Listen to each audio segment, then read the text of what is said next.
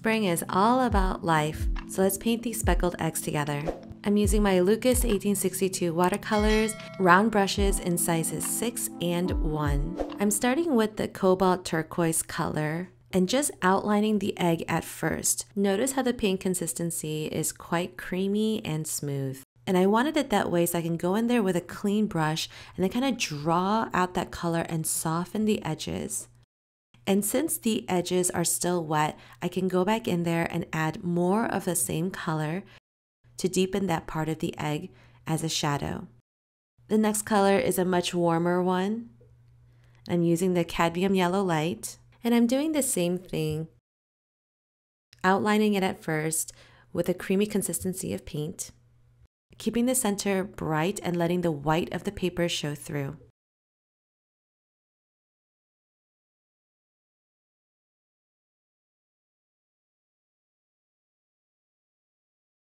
Next, I'm using some leftover dried paint. It's like a mixture of light orange and some burnt umber and some yellow all mixed up in there, but I felt like it was a really pretty earthy color. I'm making this brown one roughly the same size as the yellow.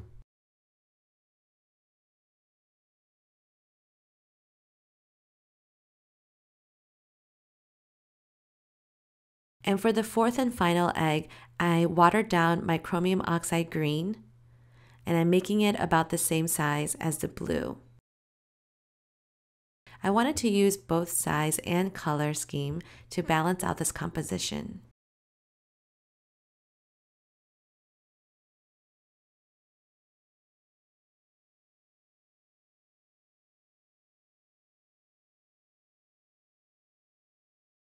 I've switched to my round size 1 brush and starting with the cobalt turquoise egg because that layer has dried.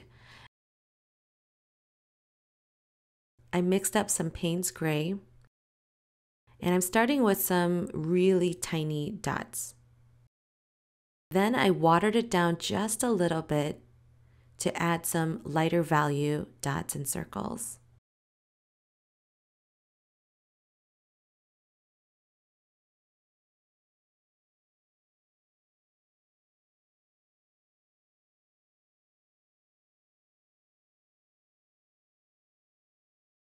Having a variety of values is what's going to make your egg kind of stand out.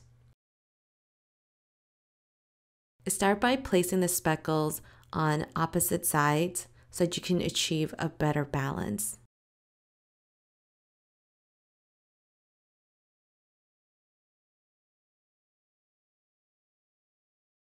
As you move towards the edges of the egg, make sure that your speckles are a little bit flatter. I'm stopping here for now, but I might come back to this later. Next, I moved on to the brown egg and doing the same process, except instead of a Payne's gray, I decided to use a darker burnt umber color. This one, I'm going to keep all of my speckles really tiny and focusing more of them around the edge of the egg.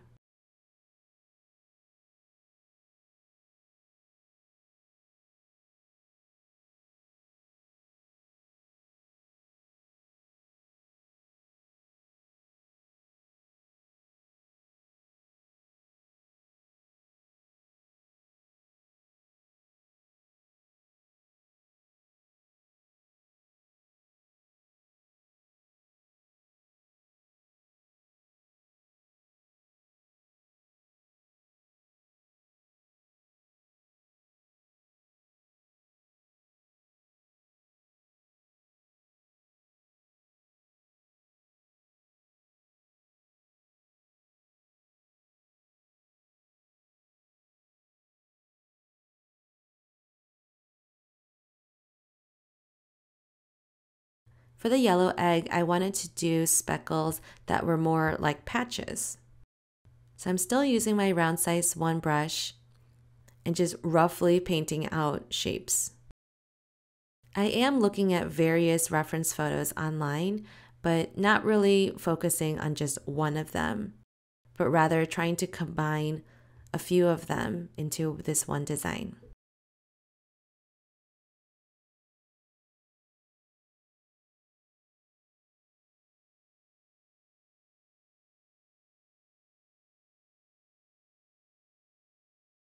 Again, space out your speckles so that you can fill in the gaps later.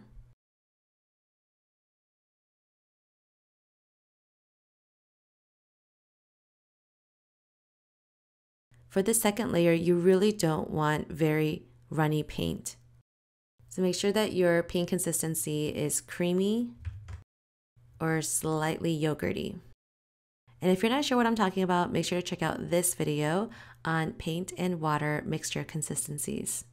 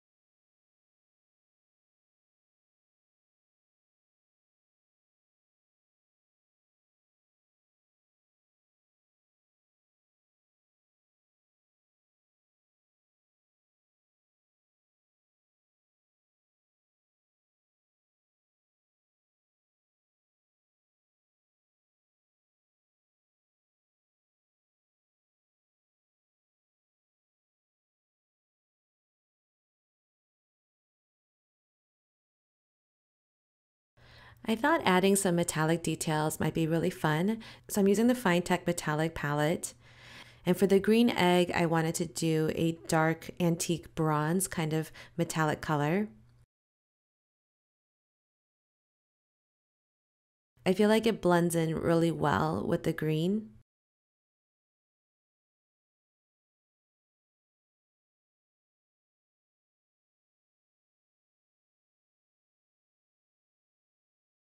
And I'm using the same technique that I did before, where I have some darker values and some lighter values.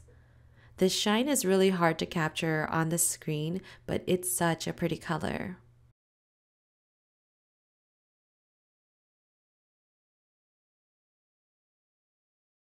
And for the cobalt turquoise egg, I'm using the blue silver metallic color.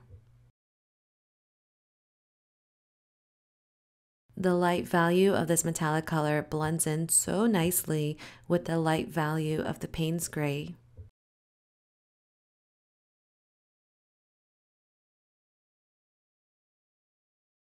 If you have a metallic palette lying around, feel free to add a splash of that for these eggs.